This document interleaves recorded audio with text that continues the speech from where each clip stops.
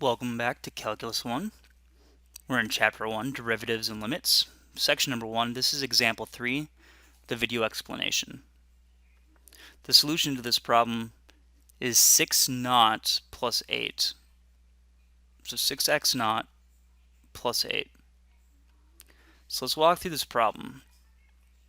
Well, what do we need? First, we know that our function is given by the following equation.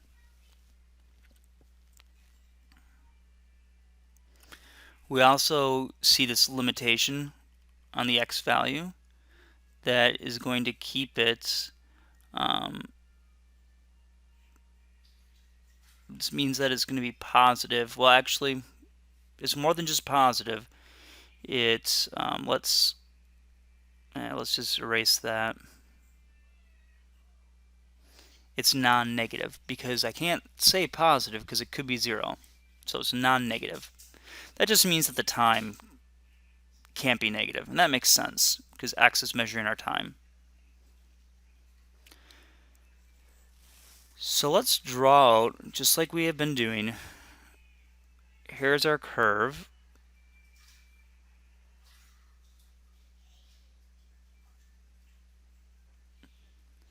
Our x-axis and our f of x axis. So let's pick an arbitrary point. We'll call it x naught. So again, this is arbitrarily chosen. It's somewhere on the x-axis and it's in the positive range of the x-axis. Now it corresponds to a height value of f at x naught. So we'll be able to plug in x0 or x naught into that function, the 3x squared plus 8x. We could evaluate it. Now, there's another point out there, okay, we will just call it x, which is delta x units away, the change of x. So x is equal to x naught plus that little bit delta x. So that guy's got an x value of x naught plus delta x, and it's got a height value then of that function evaluated at that point. So that'll be f evaluated at x naught plus delta x.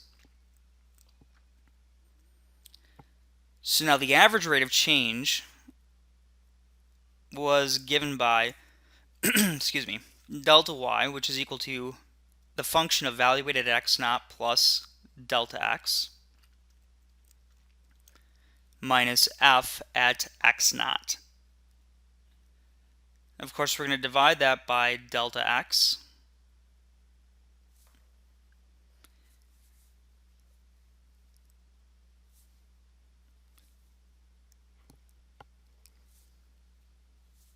And so this becomes 3 times x naught. Let's just put that little naught in there. And then also, so 3x naught plus delta x, that guy squared, plus 8 times x naught plus delta x. Then, of course, we have to subtract off f at x naught. Well, that is going to be minus 3 x naught, then minus, x naught squared, then minus 8 x naught. So remember, we're subtracting off all of f at x naught. So as both those pieces have to be subtracted. Okay, and then we're going to divide this guy by delta x. That's the change in the x values. Now let me just put this here in green so you can see, because it might be a little bit confusing, but here's the minus f at x naught. That's the thing we subtracted right here. So remember, we have to subtract both pieces. So this is going to be equal to 3 times x naught squared plus, so I'm foiling that out, so x naught delta x plus x naught delta x plus delta x squared, and I'm going to need, that's just this first piece here. So let's go ahead and maybe slide this guy down a little bit because I don't think I'm going to have enough room.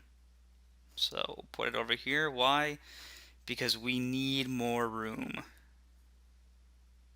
These problems get very large very fast. Okay. So we've got 3, I'm just going to rewrite what I've got up there, 3 times the quantity x naught squared plus x naught delta x plus again x times x naught times delta x again, plus delta x squared plus 8 times x naught, excuse me, 8 times x naught plus delta x minus 3 x naught squared minus 8x naught, and then we're going to divide that whole thing by delta x. The rest of this is just algebra. So we'll distribute our 3 in, and we'll combine our x naught delta x's.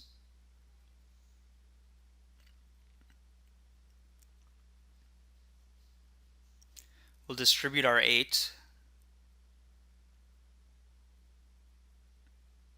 And of course we have this stuff at the end here.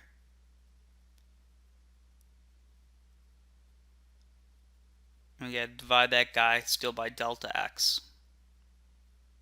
Remember, that's the change in the x value. That's a small little distance on the x-axis. Now here some things cancel out. And what are we left with? Just 6x naught delta x plus 3 times delta x squared plus 8 delta x. I want you to notice that everything in the numerator has a delta x. That's always going to be the case. We'll divide here by delta x. And so that's going to be 6. Now let's rewrite this. Let me pull out the delta x here in the front. So that'll be 6x naught plus 3 delta x plus 8. And so now we're going to go ahead and divide through by that delta x, and of course these guys are going to cancel. So we're left with 6x naught plus 3 delta x. Now the important thing that you get, the rest of this is just algebra, but the important thing that you get is as delta x goes to 0. Now remember that delta x is never equal to 0 because we can't divide by 0, but it's going to get really, really close to 0. Meaning that as the distance we go between our two x values on the x-axis becomes super small, as they become really, really close together, then we have the following. That 6x naught plus 3 delta x plus 8, that guy right there, that becomes just 6x naught plus 8, because that delta x is going to go towards 0, so that middle term will drop out. And that is your final solution.